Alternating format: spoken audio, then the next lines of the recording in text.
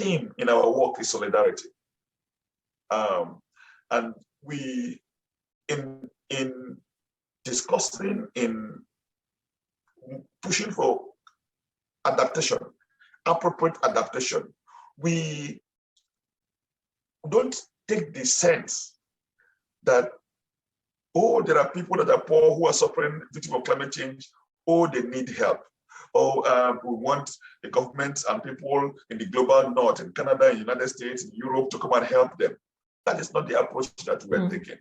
The approach we're taking is that these are victims of historical injustice. Historical injustices, including that there has been massive emissions in the global north. In fact, there is a research that has identified that some of the worst periods of drought, ecological change, damage, that, drought, prolonged drought in the Sahel was in the certain periods in the 1970s, 1980s. Major droughts that caused, there was starvation in the area, and the governments were at a loss. What do we do? What do we do? And more research has established that those droughts were caused directly by emissions of aerosols and greenhouse gases from Europe and North America, where through the burning of coal, there was massive burning of coal in the 70s and the 80s in North America, in Europe for power generation, and so forth. I'm not a scientist, but what I have seen from the studies, from the research, the results that have been published, is that the burning of the emission of aerosols from coal power plants and so forth caused the cooling of the atmosphere. It's so much that the tropical rain band was depressed and moved from the north southwards. So beyond the Sahel.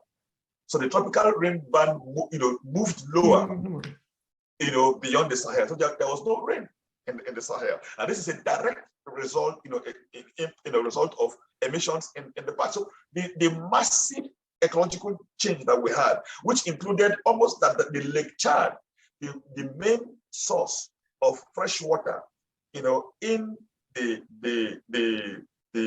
Eastern Sahel, and this is main source which was a source of livelihood for over 20 million people in Nigeria, in Cameroon, in Chad and Niger, and through fishing, through agriculture, all of those livelihoods were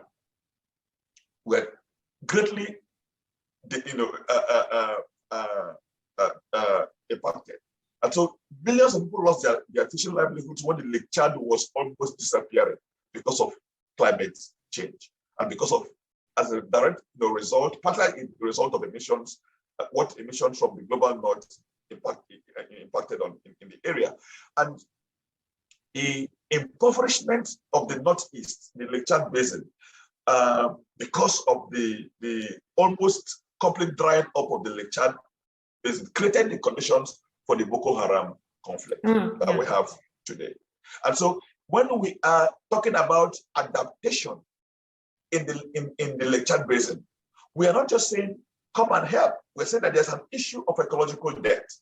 Yeah, it's a justice issue. It's not asking charities from the north. No, it's not just a question of charity. It's a question of justice. For victims of consumption in the global north, victims of exploitation by northern corporations and governments, people who knew nothing about all of this, who benefited nothing from all of this exploitation, are now the victims of it, and there should be justice for them. And that is the approach that we are taking. So what would you say to people of the north? What would you say to people of development and peace? What would be your message to us in the north? What do you expect from us who we are trying to support by development and peace, support your action? What do you expect from us? Okay, I find I was in the Orientation Assembly for the Development of Peace in Halifax. I was a guest. It was a privilege to be there. I listened to the speakers, mostly members of Development and Peace, and I see, and I'm pleased that I saw and I heard about an understanding of the need for social justice. There's need for social change. And the understanding of the need for participation and solidarity. That is good. So there's need for understanding. What we find in the mainstream media, even on social media, sometimes these are narratives that are promoted by international NGOs who are seeking for help for people who are impoverished, that are in conflict zones, people that are displaced, who need food on a regular basis. And so there's the, come and help. And there's sometimes that is helpful because there are people who need immediate help. But we need to promote an understanding beyond that narrative, and that there's a history of colonization that is part of this situation. And so all of this has brought to the table. How do we, there's need for reparation, there's need for the payment of ecological debt, and whatever, and we are all, for those that are in Canada, for those that are in Europe, Western Europe, and places like that, people are, people that are beneficiaries of this system, people who are enmeshed in this system, have a responsibility to say, it is for us, in our name, that people in the global south are impoverished. And there should be a sense of responsibility that we need to show solidarity with the victims by supporting their struggles. It is one thing to say, okay, there are good people in development and peace, for example, who are contributing money to support these causes. That is something that is helpful.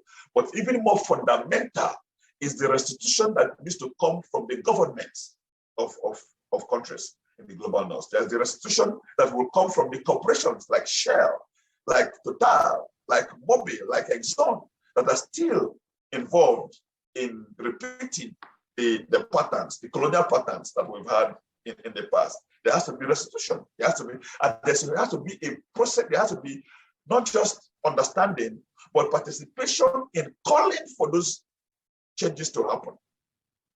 And that is where we want, that is the kind of message that we want for members of development and peace, that understanding that, yes, we can contribute, but we also participate in calling for change in the way that our government and our corporations